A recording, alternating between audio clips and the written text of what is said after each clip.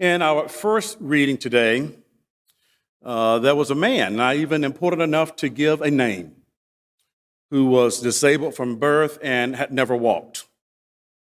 And Paul, after preaching one of those fiery sermons, one of those Baptist-type sermons, one of those Pentecostal-type sermons, one of those sermons that you just feel down in your bones, one of those sermons that makes you feel like you've had 10 cups of coffee, looked over at the man and seeing that he had faith to be healed, told the man in a loud voice, "Stand up on your feet." The man did as he was told, got up, and he began to walk.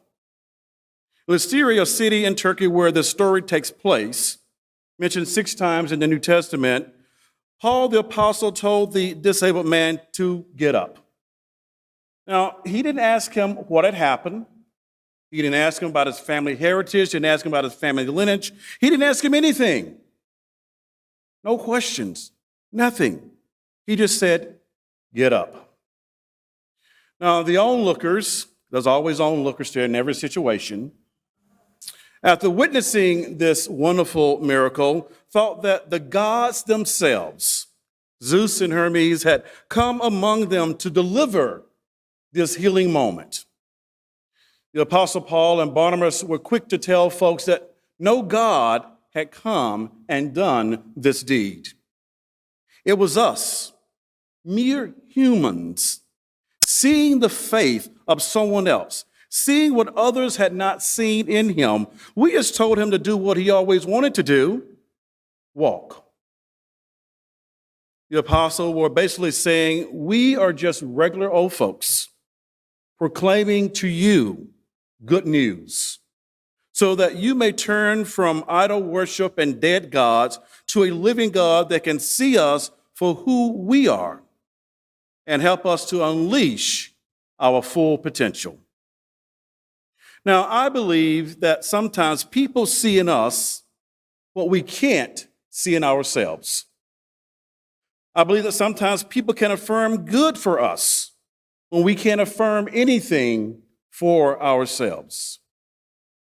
I believe that sometimes people recognize our potential when we can't recognize our own selves.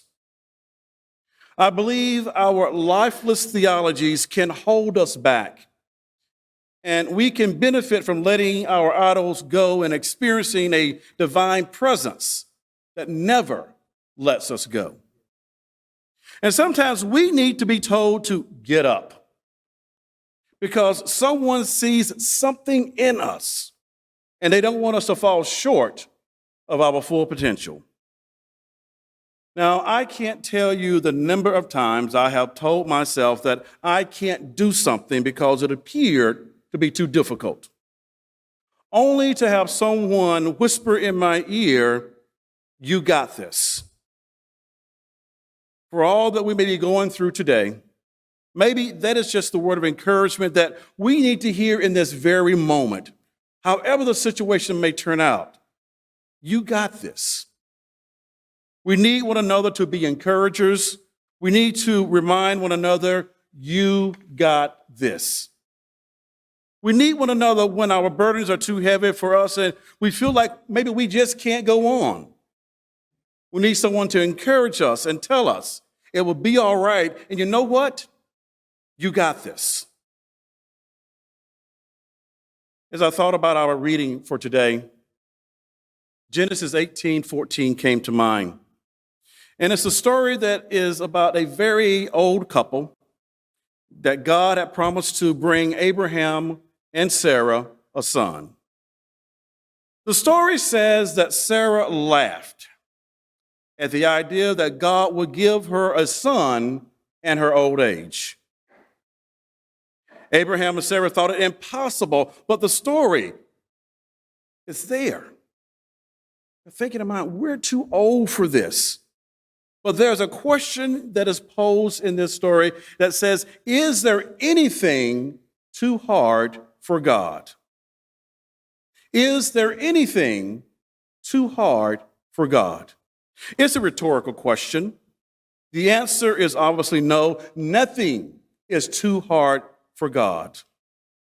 And because God is with us and God is in us, whatever we're facing today, you got this. And this is all a reminder for us all not to give up. Do not give in. Hold on. You will make it. Things will get better. And even if they don't, you got this. The winds of doubt may blow. The storm of life may come. And yet, my friends, we are to be encouraged to hold on and not give up too soon. Of all the madness that we may go through, of all the madness that we may be witnessing in our world right now, of all the madness that others may try to do to us, remember, weeping may endure for a night, but joy comes in the morning. My friends, we are living in times where we truly need one another. Though the powers be may target us, but yet what they don't know is that we have one another. And we have divine voices telling us in every moment, don't give up. You got this. And would you just turn to somebody and tell them, you got this? Oh, come on.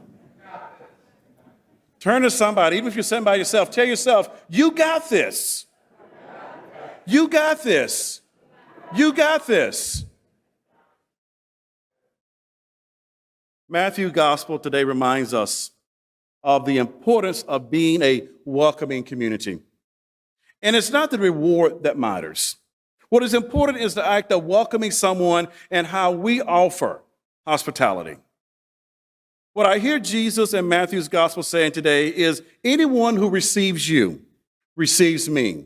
And not just me, but the divine, the God of gods, the Lord of lords, the one that through love sets us all free. Now, I am glad to be part of a church community that welcomes the brokenhearted, where hope is offered. I'm glad to stand in a place of solidarity and justice that welcome those who are experiencing job, housing, or food insecurities, where we place actions behind our words. And I'm glad that we challenge systems that allow such inequity to even exist in our world today. The prophet today are those who, in the name of justice love, will answer the call of the prophet Amos and stand together in nonviolent acts of love to say, let justice roll on like a river, righteous like a never-ending stream. In Sunshine Cathedral, the question before us today is, are we willing to be a modern-day prophet? Are we willing to be able to stand up against the injustices of our community, of our world? Because we need one another. And people who need us to be a prophetic witness is dependent upon us to be that light of hope, that place of inspiration, to be the light shining into the world, because people need us this day to be who we say we are. Sunshine Cathedral, are you ready to call for the sake of justice, all of us together, and to accountability? You see, I believe that there are too many freedoms that are at risk today. A woman's right to choose, the right to express oneself through drag, the freedom of parents to provide affirming care to their transgender children. Whose rights are under attack next? Whose freedom will be revoked next? And I invite you not to dismiss this as political. The right to speak, to dress, to worship, to perform, seek appropriate Medicare is worth speaking out for today. And if not us, then who? And loving our neighbors means we can't be silent when our neighbors are harmed or their dignity is denied. Those who are working to pass harmful and hateful legislative laws, willing to wave the Bible in one hand while quoting scriptures, ought to also be mindful of the words of Jesus, that whatever you do to marginalized people, you are doing the same thing to Jesus. Whatever hurtful thing you're doing to the drag queens and the drag kings, whatever hateful things you're doing to the transgender community, whatever hateful things you're doing to the Black community, whatever hateful things you're doing to women to remove sovereignty over their own bodies, whatever hateful things you're doing to those who are peacemakers and justice seekers, whatever hateful things you're doing, Jesus says, you are doing them to me also. I believe that our prophets today are those who are challenging and resisting legislation that are trying to erase their communities, their history, their culture, their very existence. These are our prophets today. I believe that our prophets are those who are faced with wrongful barring and censorship in the halls of legislation for standing up and speaking out for justice and speaking their own truth.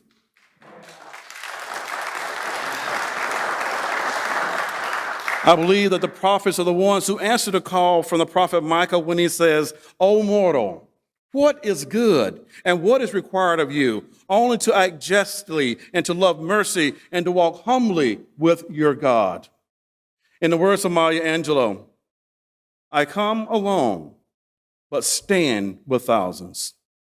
In the words of James Baldwin, "Your crown has already been bought and paid for.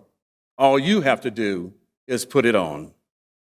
Sunshine Cathedral, let us put on our crowns today and let us do our part to let justice love roll. Let it roll in our communities. Let it roll in all of our state capitals. Let it roll even in our nation's capital. Sunshine Cathedral, justice love is our call. Let us do our part to answer. Amen.